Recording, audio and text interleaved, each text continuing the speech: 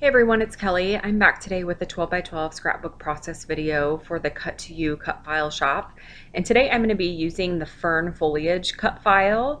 And I did a lot of the work off camera. I backed all of those leaves with different pattern papers from an Amy Tangerine 6x6 paper pack. And I believe it is the On a Whim collection. And I actually cut two of the cut file because I originally thought that I was going to use both of them in position, one at the bottom of the layout and one at the top of the layout. But in all honesty, I didn't want to have to back both of those cut files. It took quite a bit of time to get those backed, which was totally fine. I really enjoy that process.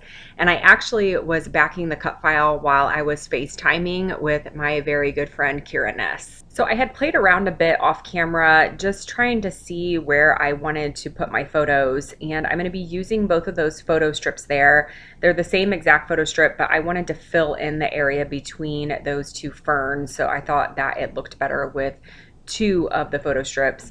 But I noticed once I had those tucked in that the top portion of the layout was going to be pretty empty. So I just cut off a portion of the other cut file that I had cut, and I'm going to position that on top of the layout, so above one of the photo strips.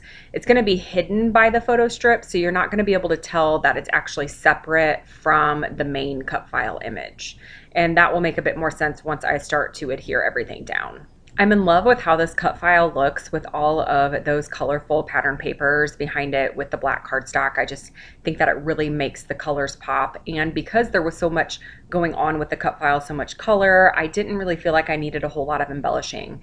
So I went through my stash and I pulled out some little animals. I don't usually use animals very often on my scrapbook pages, but those photo strips were actually taken at the zoo. So I thought it was fitting to use animals on this layout.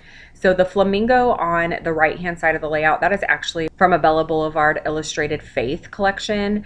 And then the peacock at the top of the layout, that is from an Amy Tangerine collection, as is that blue bird that I positioned on the bottom left side of the layout. Now that blue bird and the peacock are both acetate pieces. And the peacock is fine because it's going to be on the wood grain background, but I needed to back that blue bird with some white cardstock so that way it was visible once I placed it on top of the cut file. I added my journaling using my We Are Memory Keepers typecast typewriter, and I'm going to use those black foam alphas to add my title, which is going to be Zoo Crew.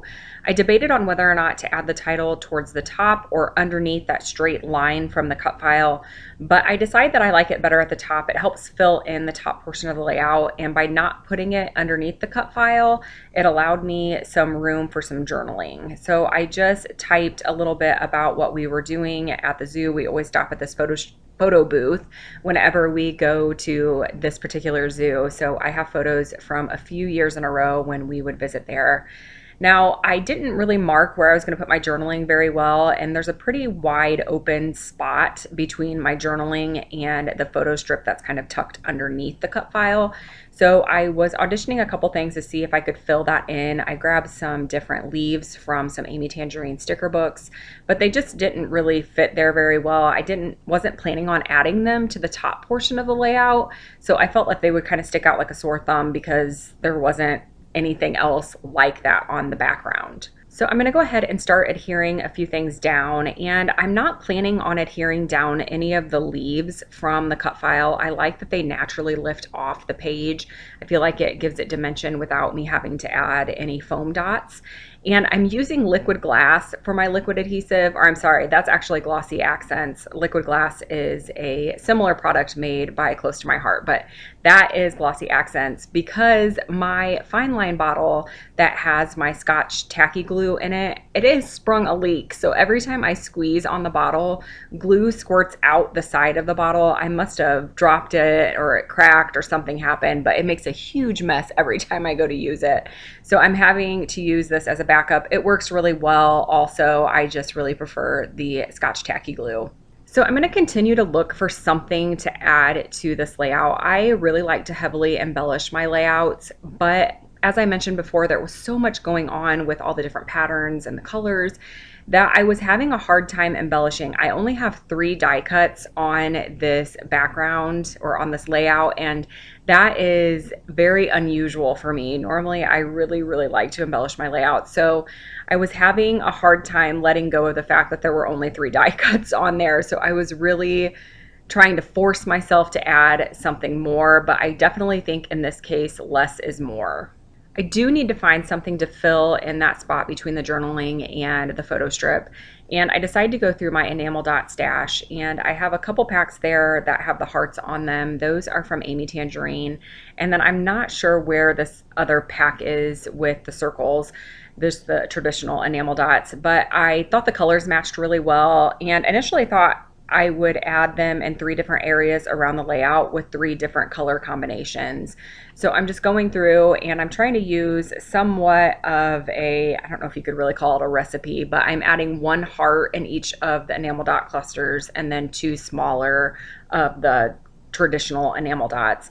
But when I looked at it, I felt like there was just too much color variation with the different colors of enamel dots. So I ended up going back through and sticking to the same color scheme throughout all 3 clusters. And there I have lost one of the heart enamel dots. It kind of popped off the page and I couldn't find it. It was hidden underneath the cut file.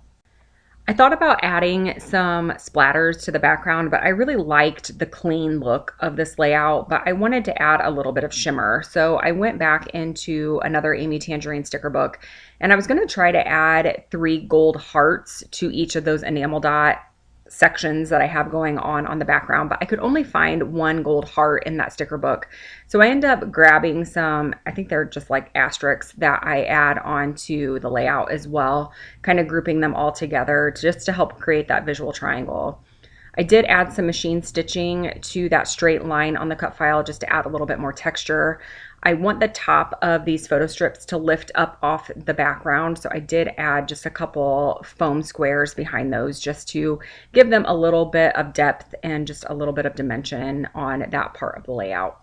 I'm going to go ahead and add the date with my roller date stamp, and I stamped that a few times. I like the messy look that that gives on the layout.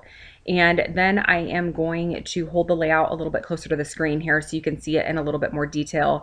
I will have still shots at the end for you also, so that way you can just see the different layers and different things that are going on this layout. But I'm really happy with how this turned out. Like I said, I love the black cut file with all of those really rich, bright colors from that Amy Tangerine paper pack.